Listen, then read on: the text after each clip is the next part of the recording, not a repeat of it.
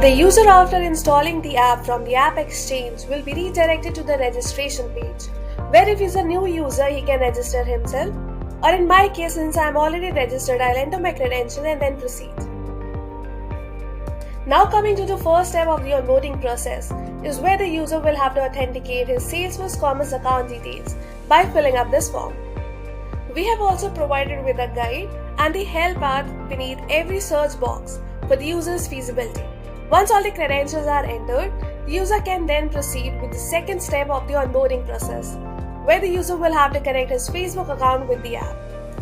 Here the user will have to accept the terms and conditions and click on to connect. It says congratulations, that means the account has been successfully connected. He can click on to continue to move to the third step of the onboarding process. Here you need to map the default category of your products as shown, corresponding to which a list of attributes will be displayed downward. If your selected category displays attributes, then it is vital for you to map them, as it improves the SEO and search visibility on the Facebook platform. Once done, you can click on Save and Proceed and then move on to the dashboard. Dashboard of the app would display the product order status, the product actions that can be performed, and the FAQ. Moving on to the configuration section. The General tab would have the username, Facebook links, and the default profile mapped at step 3. Moving to Facebook settings. Product custom pricing comes into play if the merchant wants to set a custom price on Facebook catalog, and threshold inventory is to avoid overselling. Salesforce settings. These are the settings that have been saved on step 1 of the app. If anything is changed on Salesforce, the same can be updated here as well. Account settings is to reset the saved Facebook details from the app.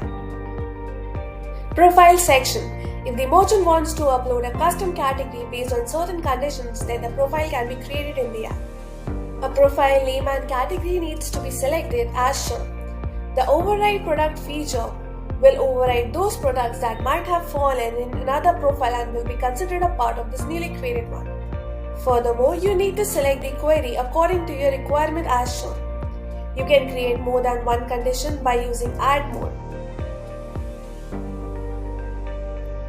Your products must match any or all conditions for them to be fetched during the creation of this profile. Once you hit run query, all the products that will be a part of these newly created conditions would be listed down. Then moving on to the next step, you will have to map the attributes that improves the SEO. Once the profile is created, it can be uploaded using the bulk upload feature. Once a profile is selected, you can click on to start upload. In this way, all the products that would be a part of that profile would be uploaded. Product section. All the products that have been imported from Salesforce can be viewed in the product section of the app. In order to upload all your products in one go, you need to click on bulk upload product and select the default profile as shown. Click on to start upload and all your products will be uploaded to the connected catalog. Not uploaded status denotes that the product has not been uploaded yet. We can also select and upload the product as shown.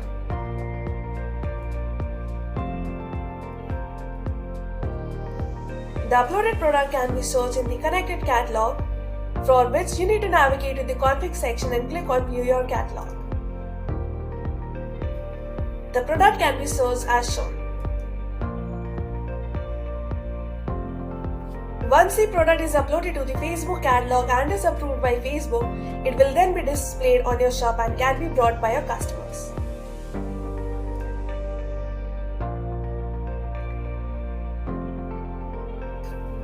A customer can place an order on Facebook Shop, Marketplace or Instagram Shopping. An order once placed here is created on Facebook Commerce Manager and can be viewed in its order section. Once the order is confirmed by Facebook, the app automatically fetches the order and creates it in its order section. The order can be searched using the search bar. The order fetching functionality of the app is automatic, but if due to some reason the order fetching takes time, then the app also has the feature of manual fetch. In that case, the merchant needs to enter the order ID and click on to fetch order. The same functionality is of the sync Facebook orders to Salesforce. The pending status in the order denotes that the order has been created on Salesforce Commerce, for which the merchant needs to copy the order ID.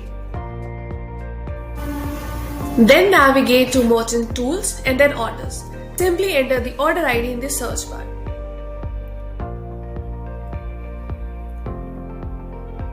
Here the order has been created on Salesforce Commerce. The order can then be fulfilled or cancelled by the merchant, the status of which will be automatically fetched to the app and then will be updated on Facebook Commerce. Thank you.